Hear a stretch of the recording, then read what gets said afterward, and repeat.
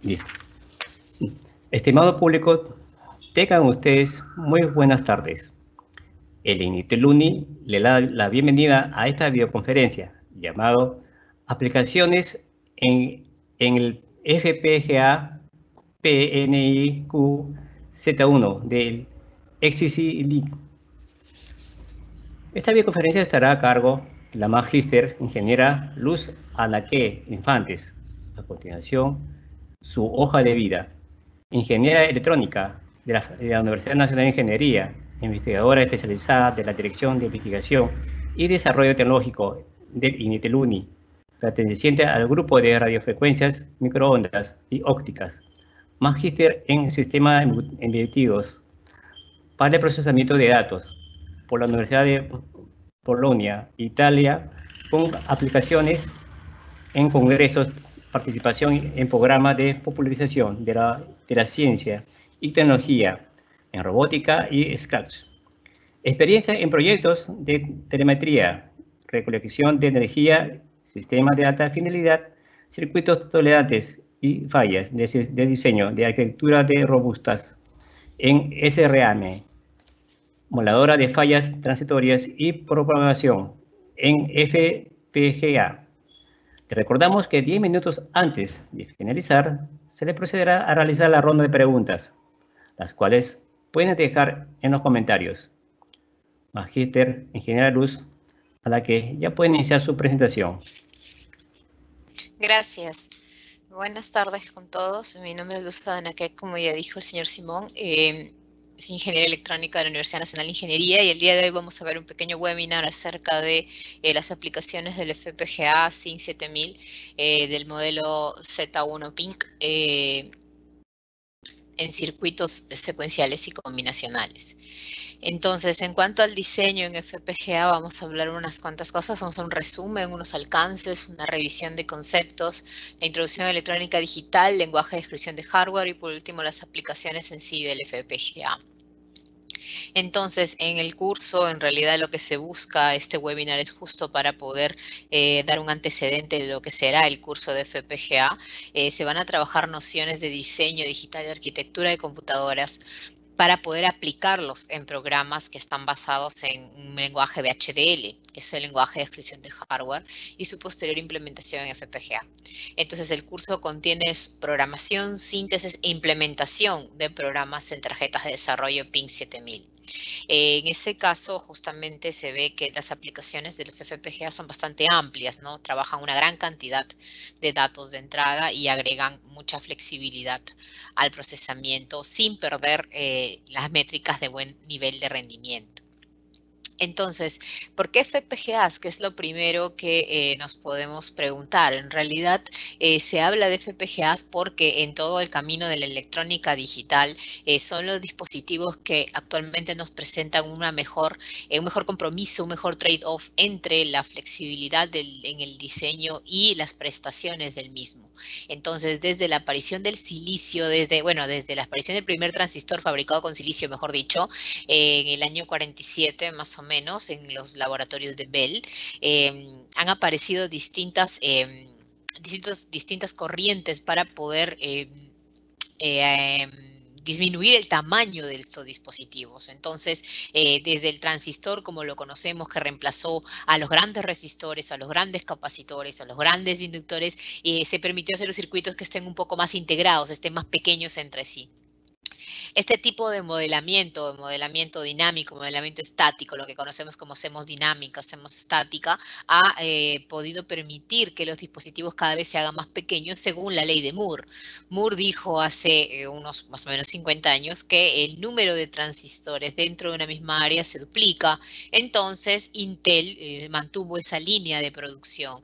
Es por ello que en el año 71 el primer dispositivo tenía 4.300 transistores y actualmente el último i9 me parece es el que tiene ya 1.3 billones de transistores, es decir, en casi 50 años hemos pasado, hasta menos, hemos pasado de 2.300 transistores a billones de transistores dentro de 7 milímetros cuadrados de área. Ahora, esta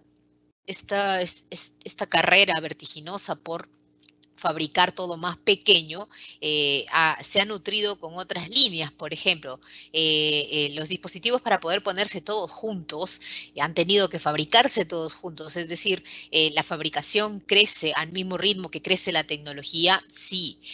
Los nuevos materiales, los empaquetados, los chips, las formas crecen también, evolucionan. Los tipos de modelado, las ecuaciones, las aproximaciones también evolucionan.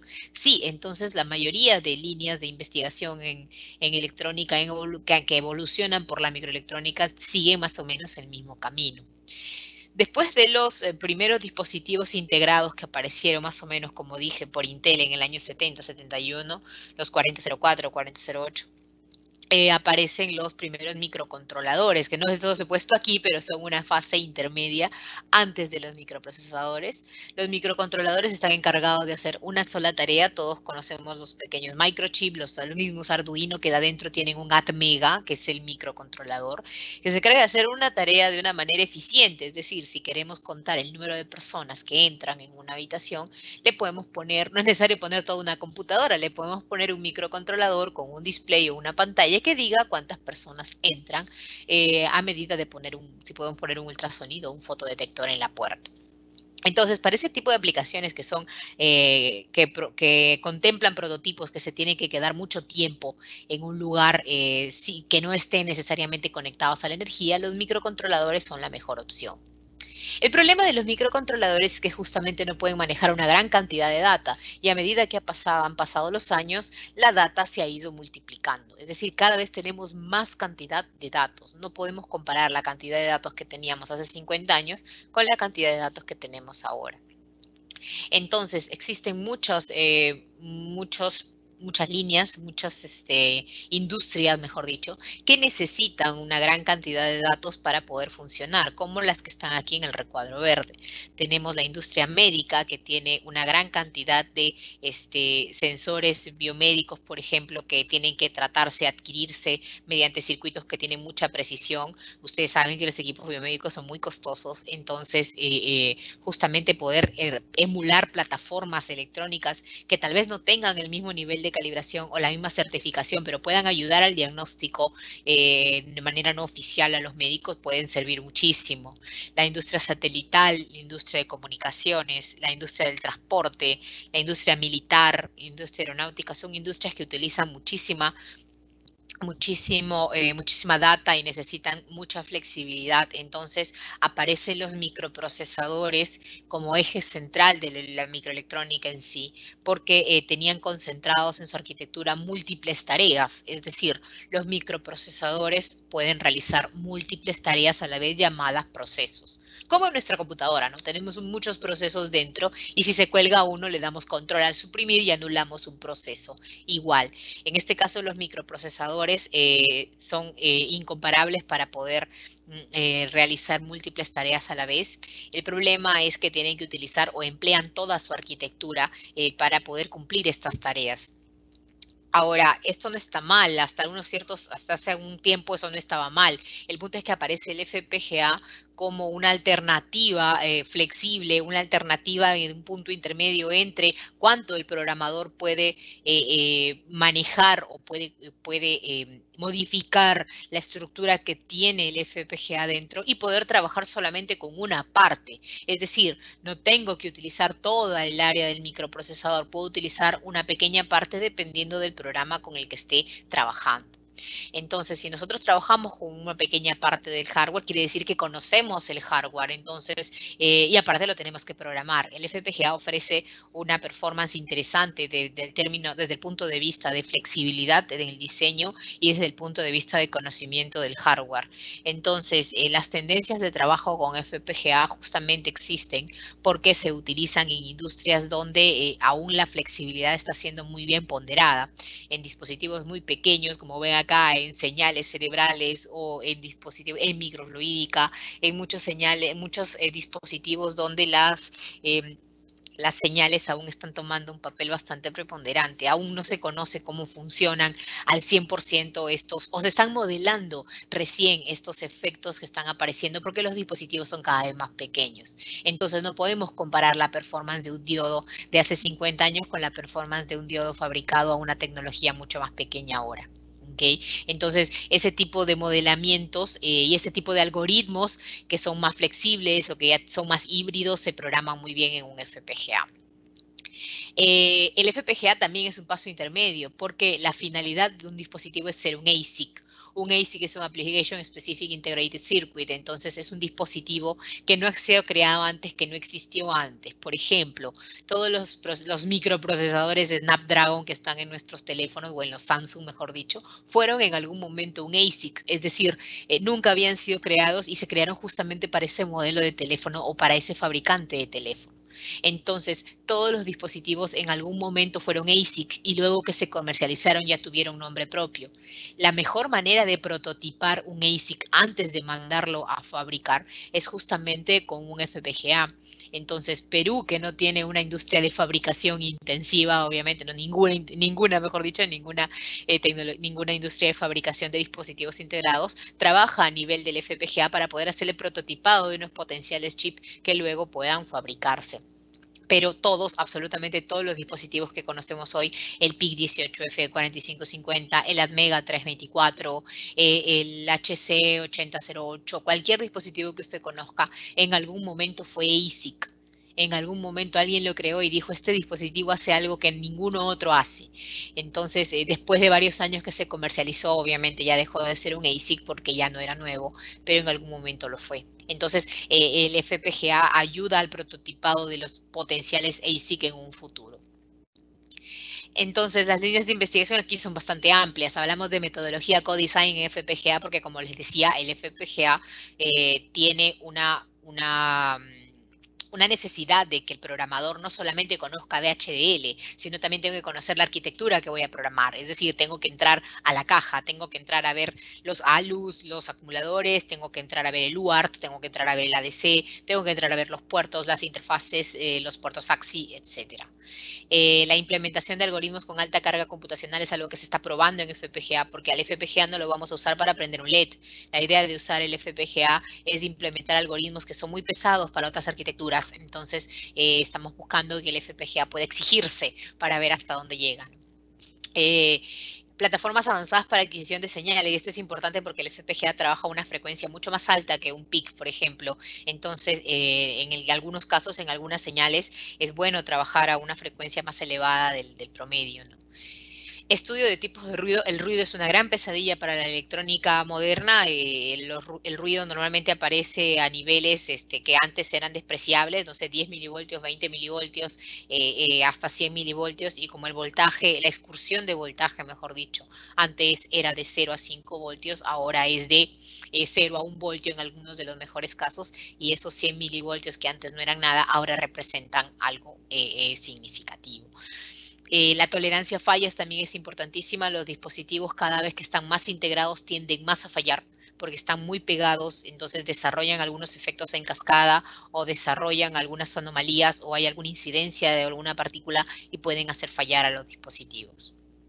El diseño integrado de CMOS para interfaces con sensores es muy importante porque los sensores están tomando una especial relevancia actualmente, ¿no? Se está colocando sensores en todas partes, así que mientras más plataformas puedan conversar con un sensor, pues mejor.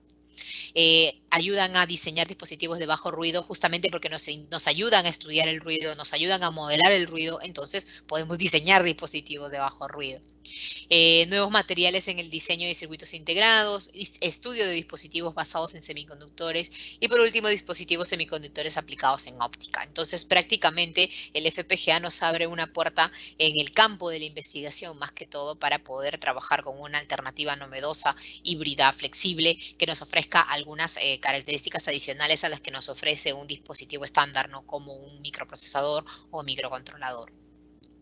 Entonces, estos son algunos libros que se recomiendan. Ahí está el link por si acaso luego me lo puedan pedir. Se recomiendan unos libros para poder trabajar este curso y en realidad para poder trabajar FPGA, porque el curso no se trata solamente de aprender a programar, o sea, no se trata de aprender VHDL, eso lo podemos hacer con manuales. Se trata de aplicar algunas partes y entender más o menos los procesos que lleva el poder diseñar en FPGA para poder entender o expandir y tener nuestras propias ideas, ¿no?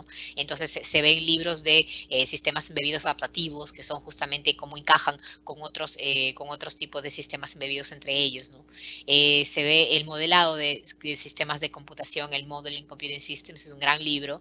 De ahí el libro de diseño colaborativo también es muy interesante, y todos los libros que vienen son libros de nanotecnología, justamente porque el FPGA trabaja a un nivel de integración bastante elevado, ¿no? Entonces debemos considerar que hay FPGAs que están fabricados a 65 nanómetros, 45 nanómetros. Entonces tenemos que ir a la parte de semiconductor, a la parte de nanotecnología de todas maneras. No podemos pasar por FPGA sin considerar aspectos de la microelectrónica que antes no se consideraban. Entonces, para poder iniciar, podemos hablar un poco de la introducción a la electrónica digital, más o menos para ubicarnos en dónde estamos y los conceptos que se necesitan para poder trabajar en FPGA, un poco sobre el nivel de integración de circuitos, retos de integración, criterios de diseño y las figuras de mérito en electrónica digital. Entonces, lo que les hablaba, ¿no? Les comentaba un poco de que Moore dijo hace bastantes años, más o menos, uno desde el 50, 55 me parece, de aquí es la misma, es la figura que viene de la página donde salió la publicación de Moore, de la misma Intel, está ahí la publicación, entonces pueden darle en el link y ver luego la misma página. Entonces, por eso se ve un poco así, con esa resolución, no es porque el dibujo sea feo, sino porque es el original. Entonces, la predicción de Moore era justamente esa, era que más o menos se duplicaba el número de transistores dentro de un área cada 18 meses. Entonces, el primer microprocesador se fabricó en el año 71 por Intel, que fue el 4004 y tenía 2300 transistores. El de ahora, a finales de 2019, los chips tienen como más de 1 billón de transistores, que es el que les comentaba, el i9, ¿no? Que tiene un área de 7 milímetros cuadrados. Entonces, esto es una cosa monstruosa, porque hemos pasado de 2.300 a 1 billón desde el 71 hasta ahora son 50 años. Entonces, ¿qué factores se ven afectados por la integración? Y esos son nuestro campo de estudio. Esos factores que antes no representaban un problema y ahora sí, esos son nuestro campo de estudio. Entonces, los factores que se ven afectados actualmente son el área, la potencia, el tiempo de respuesta, la frecuencia de funcionamiento. Entonces, este tipo de factores son los que, en los cuales nos podemos enfocar para analizar nuestros diseños, ¿no? Entonces, como ven, aquí hay algunos chips que tienen una tecnología VLSI, que es Very Large Scale Integration, que implica que tenemos una gran cantidad de dispositivos en una misma área. Entonces, si pueden ver, todas las gráficas tienen más o menos un patrón definido, ¿no? Justamente porque existe esto llamado de arquitectura de computadores, que es prácticamente colocar de manera correcta, armoniosa y aparte integrada por una razón particular todos los dispositivos, buses, capas que tenga el diseño, digital, ¿no? Tenemos un AMD Barcelona, tenemos un NVIDIA Fermi, un Intel Core i7, entonces tenemos todo este tipo de dispositivos aquí. Entonces, ¿qué es lo primero que se busca cuando hablamos de dispositivos que están altamente integrados? Se busca justamente tener diferentes plataformas para diferentes objetivos. Es decir, aquí podemos ver una tarjeta que es una memoria generalmente, que es el famoso socket de memoria que decimos cuando nuestra computadora se está quedando, se apaga sin razón o se queda sin memoria y decimos, ah, mira, le falta memoria, voy a comprarme una memoria. Entonces van, se compran la memoria y la ponen como un socket ahí. Entonces, este tipo de cosas se implementó durante mucho tiempo, donde la persona quien tenía su computadora podía poner sockets y agregar o disminuir la potencia de su computadora. Y eso se podía hacer justamente porque el diseño era completamente modular, donde diversas plataformas se usaban para distintos objetivos. Si ahora, por ejemplo, queremos hacer eso en una laptop, o como la mía, que es una MSI, que es totalmente integrada a la tarjeta, no podría sacar un socket y poner otro, no tendría que hacer todo un desarmado, un desamblaje mayor. Entonces, ¿cómo es posible? Porque hemos hablado de temas así bastante novedosos, de temas bastante modernos. Si ustedes buscan publicaciones de estos temas, tenemos publicaciones del 2020, publicaciones que ya están aceptadas este año y van a salir el 2021. Tenemos bastante investigación en estos temas, no mía, no solo mía, sino de toda la gente, la comunidad que trabaja con FPGAs y que tiene este tipo de programaciones y trabajan con alumnos de pregrado. Entonces, hay mucha gente que se pregunta, ¿cómo es posible que los estudiantes de pregrado diseñen chips tan complejos? Porque estamos hablando de chips complejos, estamos hablando de chips de computadoras, estamos hablando de chips de radares, de chips de equipos de defensa. ¿Cómo es posible que un estudiante de pregrado, que no es que no sepa, sino que obviamente le falta una formación un poco más allá, no maestría, doctorado, cómo es posible que pueda diseñar chips complejos? Es porque existe algo llamado la abstracción.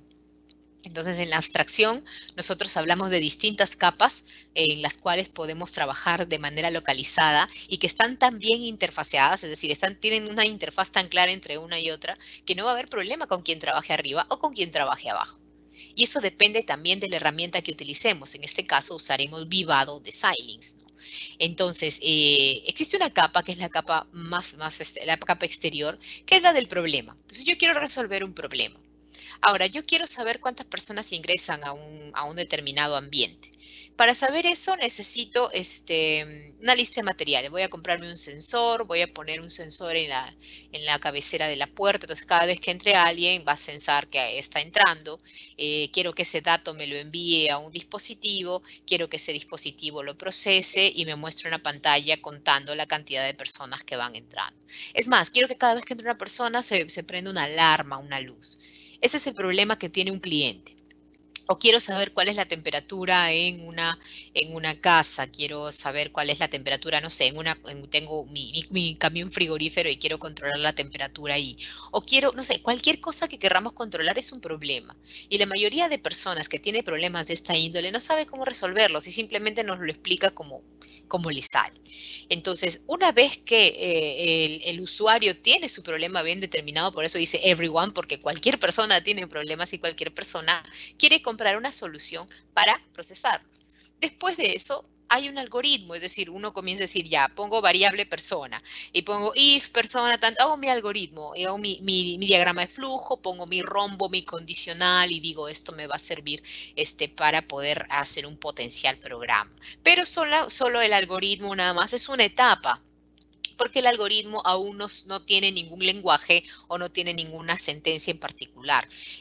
Luego, donde yo lo quiero programar, ahí ya baja a la otra etapa. Es decir, cada vez me voy abstrayendo más porque me voy alejando del lenguaje del problema y lo voy escribiendo en mi propio lenguaje. Por ejemplo, yo quiero programar en C porque soy un trome en microcontroladores. Entonces quiero programar en C. Entonces hago todo mi programa en C. Luego de hacer mi programa en C, tengo que escoger en qué software lo voy a poner, porque puedo programar en DevC, puedo programar en Eclipse, puedo programar en cualquier software o puedo programar en un software hardware interface como el MPLAB de Microchip. Es un software hardware interface, es distinto a Eclipse, porque Eclipse acepta cualquier lenguaje, cualquier plataforma, porque solamente hace el lenguaje en C, pero si yo quiero hacer un lenguaje C dirigido a un hardware en particular, es decir, un firmware prácticamente, lo tengo que hacer en una interfaz hardware-software. Atmel Studio es una interfaz hardware-software, CodeWarrior es una interfaz hardware-software, mi MPLAB es una interfaz hardware-software. Y obviamente Vivado si hablamos de FPGAs. Una vez que estamos aquí ya, podemos armar nuestra microarquitectura, porque en el caso de los FPGAs se forman distintos niveles dentro de la herramienta que nos permiten ver una microarquitectura formada. A partir de eso existe un diseño RTL, estas capas ya no la tiene, por ejemplo, MPLAB no me hace mi diseño en RTL, puedo ver los dispositivos y finalmente puedo inclusive ver la potencia y la corriente y la carga que ha emitido el FPGA, entonces puedo bajar a este nivel. Entonces, yo puedo pasar del problema en sí, que me dijo una persona que quiero contar el número de gente que entra y sale, a abstraerme de este modo. Los niveles de abstracción hacen que cualquier usuario pueda ingresar a cualquier nivel y pueda modificar uno de estos. ¿Qué cosa es importante? Conocer las interfaces entre uno y otro. Eso es lo importante. Existen ingenieros de desarrollo, ingenieros de software, ingenieros electrónicos y todos entran a tallar en estas etapas. ¿ok? Entonces, la abstracción mejora nuestra productividad porque ya desglosamos el problema de manera que podamos identificar en qué etapa estamos.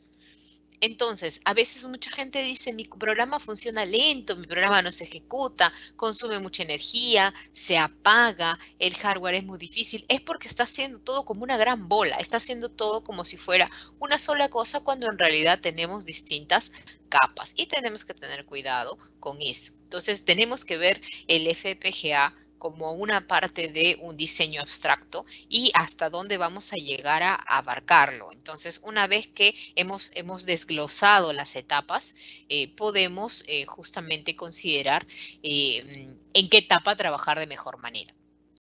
Creo que tengo problemas de red, no sé, me pareció aquí. Bueno, espero que no.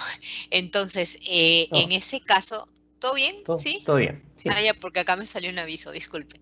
Entonces, en ese caso, nosotros podemos decir, vamos a avanzar con el diseño lógico, el diseño a nivel de compuertas, el diseño a nivel de simulación, dependiendo de la necesidad que tengamos. Entonces, existen distintos ataques que hablan un poco de la abstracción en sí. Entonces, hemos hablado de distintas etapas, hemos hablado de por qué tengo que conocer las etapas de abstracción, pero existen varios errores asociados a esto. Entonces, existen varios ataques a nivel de las capas más altas, más elevadas, que justamente roban datos del sistema e interfieren con el software. Ahora, ¿qué tiene que ver con nosotros? Pues tiene que ver mucho, porque en realidad el FPGA necesita desarrollar una arquitectura de hardware, una arquitectura de computador bastante fuerte para poder justamente tapar este tipo de errores. Entonces, este tipo de anomalías que puedan suceder por haber diseñado mal nuestra arquitectura de hardware. Entonces, en ese caso existen los ataques de tipo Meltdown y Spectre, existen también las Rowhammers, que son disturbios en la RAM, y lo he puesto porque esto es algo que estoy, en lo que estoy tratando de trabajar, tratando de sacar un proyecto con esto hace un poco más de un par de meses. Es un tema interesante porque abarca la parte más delicada del FPGA y por eso lo he colocado, que es la memoria. En este caso, la memoria es la parte más crítica de la mayoría de dispositivos que trabajan con electrónica digital, ¿no? Dispositivos digitales. ¿Por qué? Porque la memoria justamente es la encargada de distribuir tanto las instrucciones como distribuir las direcciones, como distribuir también el tiempo en el cual se van a ejecutar, ¿no? Entonces, existe un camino llamado camino crítico, que es el que tiene que pasar por la memoria del sistema, y si este camino llega a registrar alguna falla, la salida del sistema es completamente equivocada.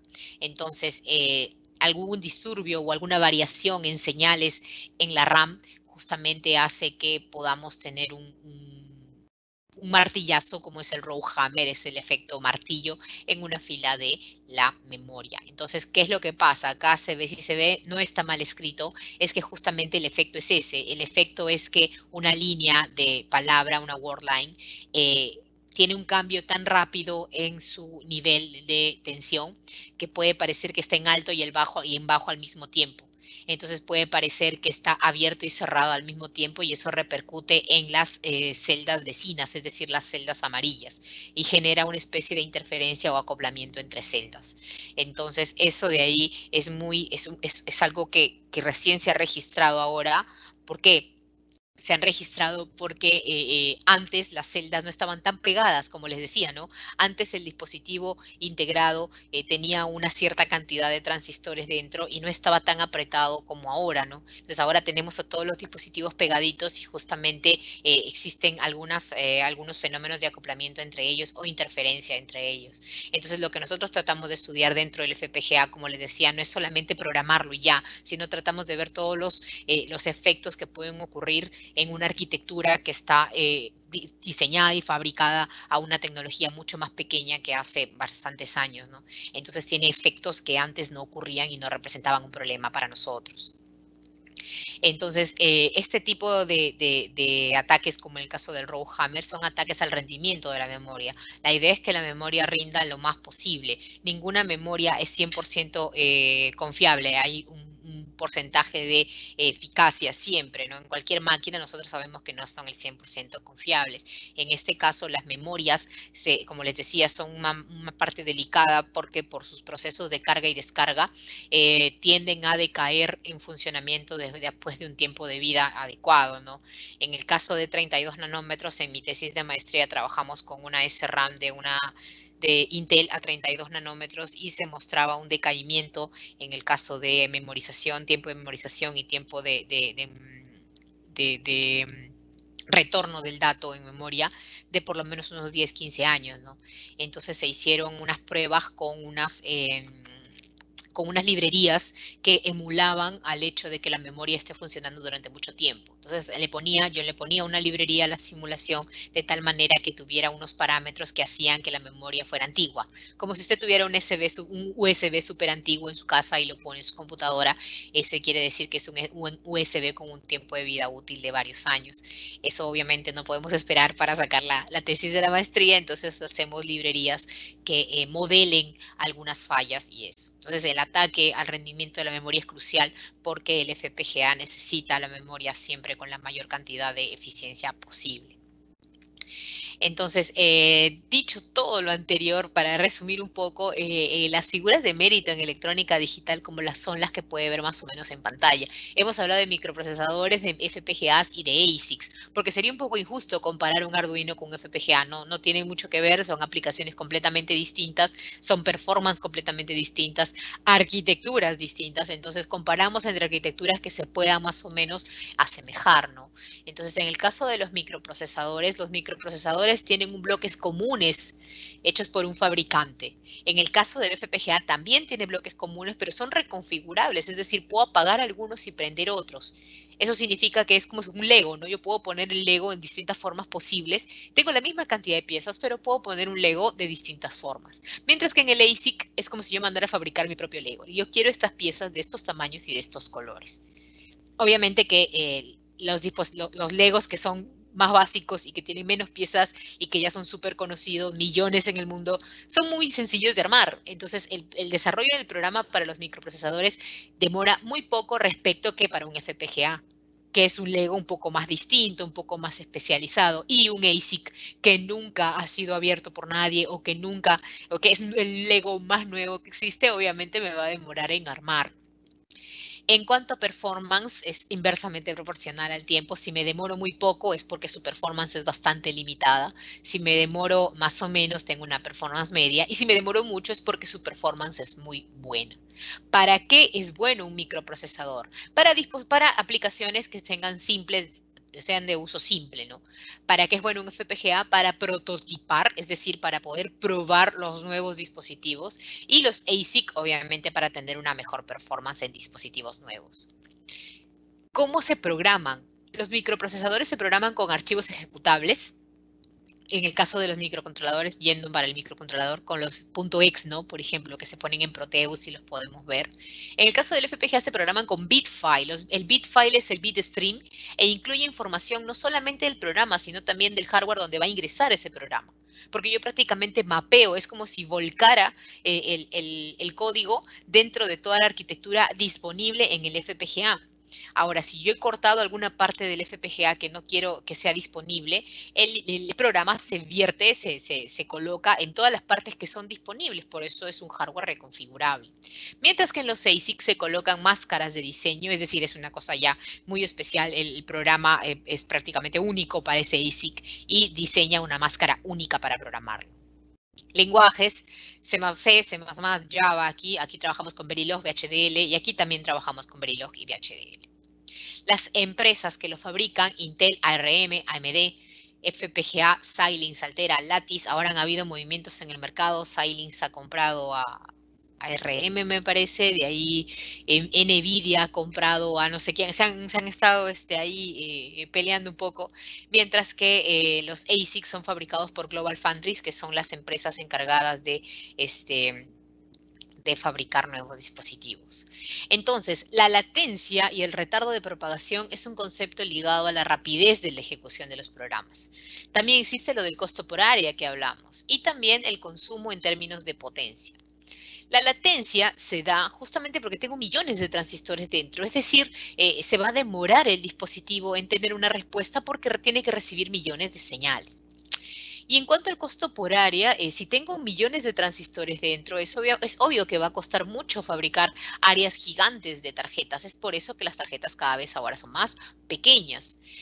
Y el consumo en términos de potencia también tiene que ver con la cantidad de transistores que tengo dentro, porque si antes un transistor disipaba, no sé, 1 de potencia y tenía 4000, entonces tenía 4000 de potencia. Ahora tengo un billón de potencia, es decir, que ahí hay otra industria que también ha crecido, que es la industria de enfriamiento. No sé si han escuchado acerca de el nitrógeno líquido y todas estas cosas que se están utilizando para poder enfriar los dispositivos, o por ejemplo las computadoras con triple ventilación, triple cooling y todo eso, las computadoras gamers, ¿no? Que están más concentrados en ventilar el dispositivo que otra cosa, porque justamente si no, no podría durar todo el día, ¿no? Entonces, este tipo de métricas nos sirven para medir el rendimiento en electrónica digital. Por ejemplo, es muy difícil encontrar un diseño en FPGA que tenga baja latencia, bajo costo y bajo consumo. Generalmente me oriento a una sola cosa. Por ejemplo, yo soy fan de trabajar con la latencia. Siempre utilizo sumadores a baja latencia o multiplicadores a baja latencia o algún algoritmo a baja latencia.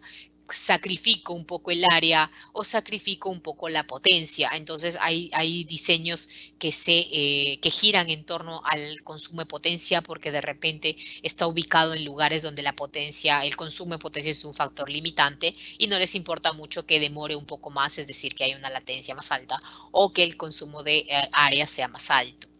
Entonces es un compromiso entre estas tres métricas y otras más que vamos a ver luego en el curso, ¿no? Entonces, la síntesis de circuitos, para pasar un poco a la parte práctica, se hace en las herramientas EDA, que es la Electronic Design Automation, que son las herramientas con las que trabajan los fabricantes en FPGA, o sea, Quartus y Vivado. En este caso, Quartus es de Altera y Vivado es de Xilinx. Antes se llamaba ISC, en el caso de Xilinx, ahora se convirtió a Vivado.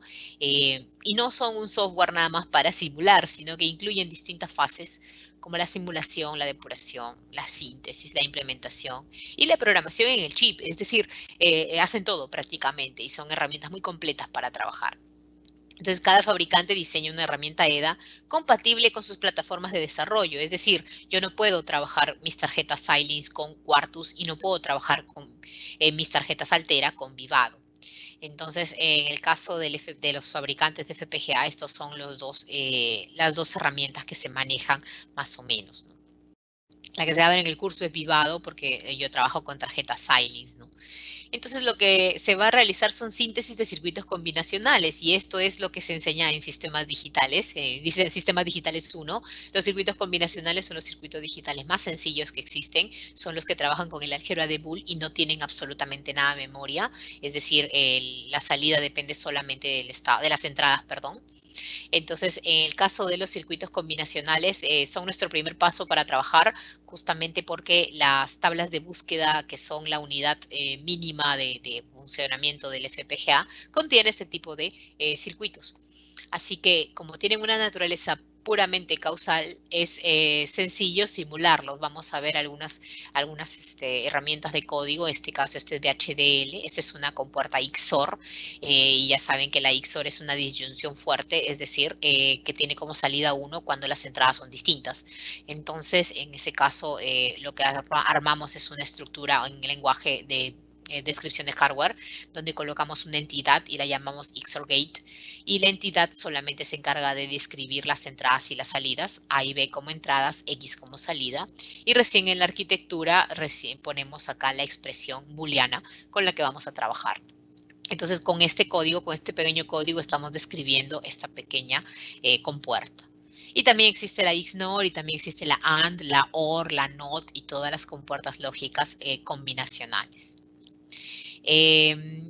Aquí se puede usar otro tipo de arquitectura. En este caso, aquí hay una caja. Esto lo vemos como la entidad. Y en este tipo de arquitectura podemos analizar algunas señales intermedias, ¿no? Este tipo de señales intermedias, tanto A1 como A2 como F3, son las que podemos ver. Acá no están. Voy a dejar de... Ahí está. Vamos a ver si... A ver, voy a compartir mi presentación. ¿Dónde está? Ahí está. Sí, tuve que quitarlo de la ampliación porque voy a usar mi lápiz. Entonces, en ese caso, si nosotros queremos trabajar con la entidad, podemos comprender que la entidad es solamente quien describe las entradas y la salida. Pero existe algún tipo de arquitectura que vamos a ver en el curso donde podemos describir cada uno de los nodos intermedios, ¿no? Entonces, por ejemplo, acá podemos describir A1 y A1 me dice que es not L y tiene AND not M. Eso quiere decir que acá tiene que haber un not M y acá tengo un AND. Y tengo 3 entradas en realidad, entonces acá vendría una tercera entrada donde ingresa N, ¿no? Entonces este nodo de aquí sería A1, porque sería not L, not M, AND N, ¿no? Mientras que A2 sería L, vamos a ponerlo por aquí. A2 sería L AND M, ¿no? Entonces sería L AND M por aquí. Y este sería A2. Mientras que F3 sería OR de A1 con A2, ¿no? Entonces, en este caso, este tipo de arquitectura describe los nodos intermedios que no salen en la entidad, porque en la entidad solamente están las entradas y la salida. Entonces, en ese caso, nosotros podemos ver que acá tenemos un nodo intermedio A1 y un nodo intermedio A2 que aparecen en la arquitectura, pero no aparecen en los nodos intermedios. Ese es otro tipo de arquitectura con la que se trabaja. En cuanto a la síntesis de circuitos secuenciales, aquí debemos considerar lo principal que es la sincronización y tenemos que considerar también que tenemos algunos parámetros que dependen de el estado actual y el estado siguiente. Entonces, en ese caso, después de sintetizar circuitos combinacionales, tenemos que agregar sincronismo y al agregar sincronismo tenemos que agregar una señal de clock que vaya a comandar todo nuestro diseño. El problema de las señales de clock, ya que aparece un reto en realidad, es justamente las limitaciones en tiempos de retardo, el setup, el clock jitter y el clock skew, que son fenómenos temporales que aparecen para impedir el trabajo del FPGA, o bueno, para poder tenerlo dentro de una ventana de operación. Entonces, si nosotros tenemos, por ejemplo, un flip-flop, o tenemos un flip-flop aquí de tipo D, y este flip-flop tiene un retardo del flip-flop de 10 nanosegundos. Si yo coloco 4 flip-flops en cadena, mi tiempo total de retardo sería 40 nanosegundos. Ahora, como yo sé que el flip-flop trabaja cada vez que hay un flanco de reloj, la frecuencia de funcionamiento de ese reloj no puede pasar estos 40 nanosegundos. ¿Por qué? Porque si no, el retardo de los 4 flip-flops sería capaz de hacer que cuando vuelva a subir el flanco de reloj ya no se detecte ningún cambio en los flip-flops. Entonces, por ejemplo, aquí la frecuencia que sería 1 sobre 40 nanosegundos, sería por aquí más o menos, no sé cuánto sería este cálculo, no lo he hecho, pero ese cálculo es el que nos permitiría decir cuánta es la frecuencia máxima de funcionamiento de este dispositivo, ¿no? Entonces, esto sería 25 MHz, me parece, no sé si sería en el cálculo, 25 MHz. ¿Por qué? Porque si mi frecuencia de reloj es 25 MHz, ¿eso qué quiere decir? Si es menor que 25 MHz, eso quiere decir que en un momento el retardo del flip-flop va a ir así, el otro retardo se suma, porque luego van apareciendo en cascada, el otro retardo se suma, y el último retardo sería prácticamente igual al ancho del reloj. Entonces, cuando cuando el clock vuelve a tener un flanco para poder detectar al flip-flop, ya no encontraría nada en la señal del flip-flop y diría, no, bueno, acá entonces no ha habido nada, no se ha movido nada, sigue saliendo 0 y me generaría un error. Y esto de aquí es una ventana de vulnerabilidad que tiene el FPGA, justamente porque trabaja a frecuencias altas, ¿no? 25 MHz era un ejemplo, pero en realidad el FPGA trabaja a 50 MHz como mínimo, hasta 150 MHz. Entonces tenemos algunas limitaciones en este caso relacionadas al tiempo, y esas van a aparecer cuando trabajamos obviamente con circuitos que trabajan con reloj, como flip-flops, como contadores síncronos, obviamente, o como registros también, ¿no? Entonces, la síntesis de circuitos secuenciales, como vemos, una síntesis que tenemos aquí. Aquí tenemos un sumador 4 bits que está instanciando componentes. Aquí tenemos, en realidad, si es un sumador de 4 bits con bloques de full adders de 1 bit cada uno. Y aquí tenemos también la estructura en FPGA, que es más o menos lo que se va a analizar en el curso, ¿no? Cómo se hace la estructura, la entidad, la arquitectura y todo eso. Entonces, tenemos que obviamente pasar por el programa, por la programación en lenguaje de descripción de hardware, y para eso hay que estudiar algunos elementos sintácticos de VHDL, flujo, diseño en vivado y la síntesis y el análisis lógico, ¿no? Entonces, el VHDL, que es el lenguaje que vamos a usar, que no es el único que existe Verilog también. Aparte de Verilog existe System-C también, que se usa mucho a nivel de posgrado ya. Entonces, en este caso, las ventajas del VHDL es que se puede simular el comportamiento de un circuito antes de tener que implementarlo, y eso es muy útil porque mi simulación es tan realista que prácticamente no necesito comprarme la tarjeta. Con la simulación puedo hacer muchas cosas, y la complejidad de integración hace que los lenguajes se vuelvan más difíciles. En cambio, este lenguaje de descripción de hardware ha tomado un camino bastante interesante porque se apoya en la descripción y se vuelve relativamente sencillo, ¿no? Entonces, lo que tenemos aquí son algunos niveles de abstracción. Ya habíamos hablado de la abstracción. En el caso de un diseño, acá hay un diseño de FPGA. Tenemos el diseño a nivel de compuertas.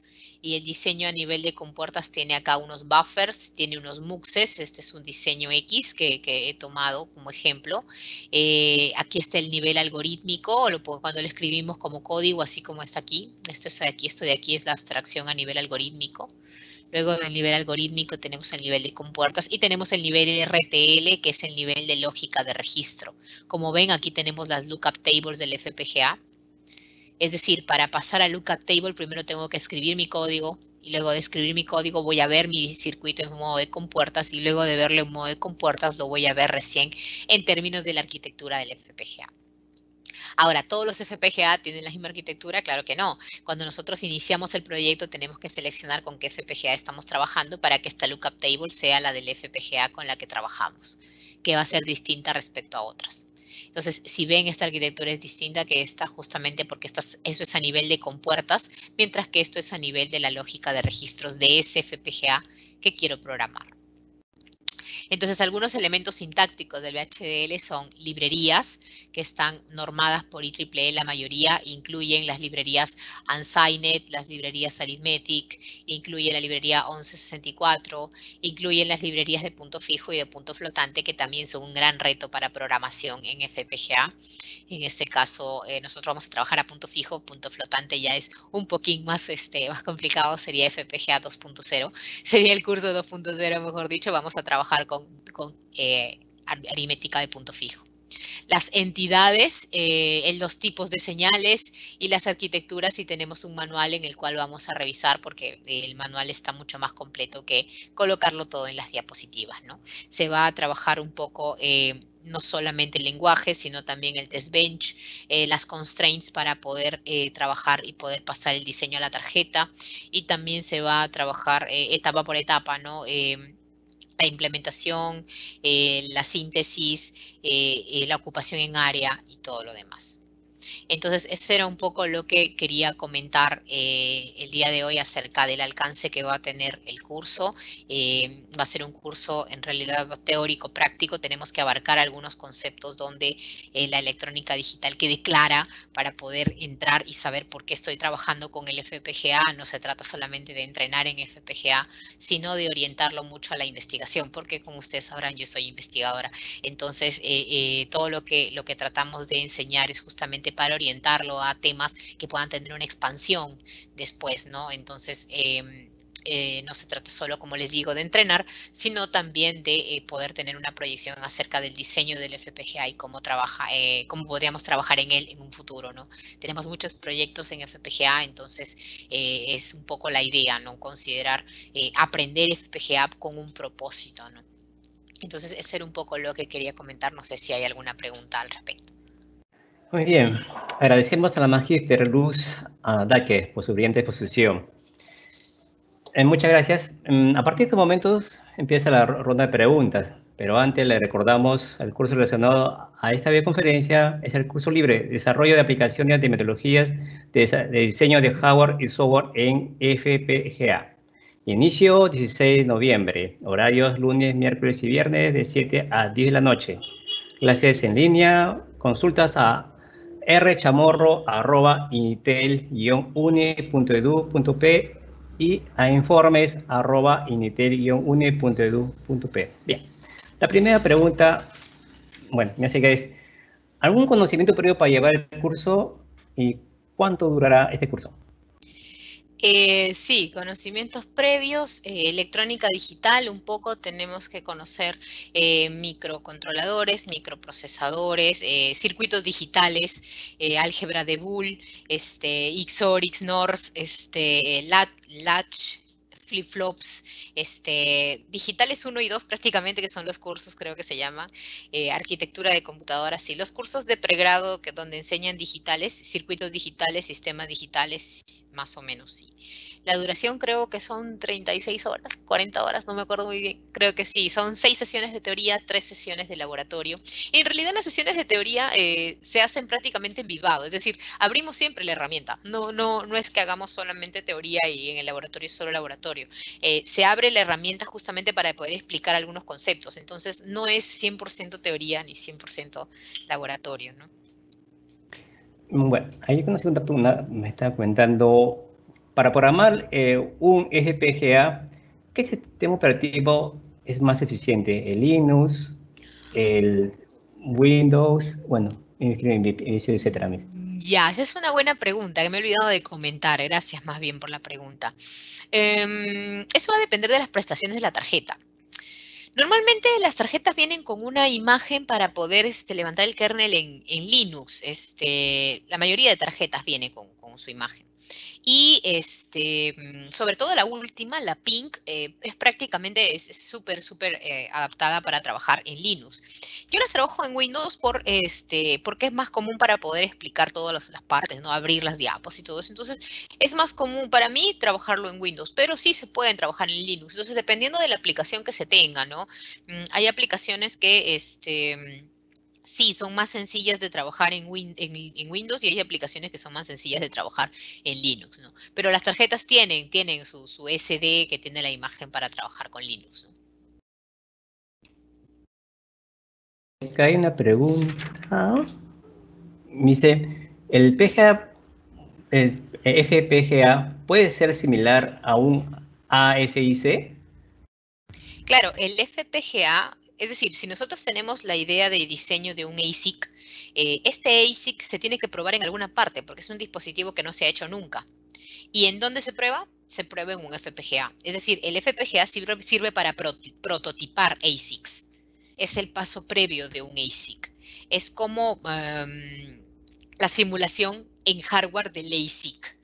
Entonces, si usted, por ejemplo, quiere comprarse un sensor y no sabe cómo funciona, lo simula. Dice, yo voy a abrir mi Proteus y voy a simular mi sensor. Ahora, en este caso, el sensor replácelo por un dispositivo que no existe, pero que se está intentando diseñar. El prototipado, lo más cercano que puede tener a un modelo beta o cero, se puede hacer en FPGA. Entonces, el FPGA es la herramienta de prototipado de un ASIC. Agradecemos a la Magite por su brillante exposición y a todos ustedes, audiencia.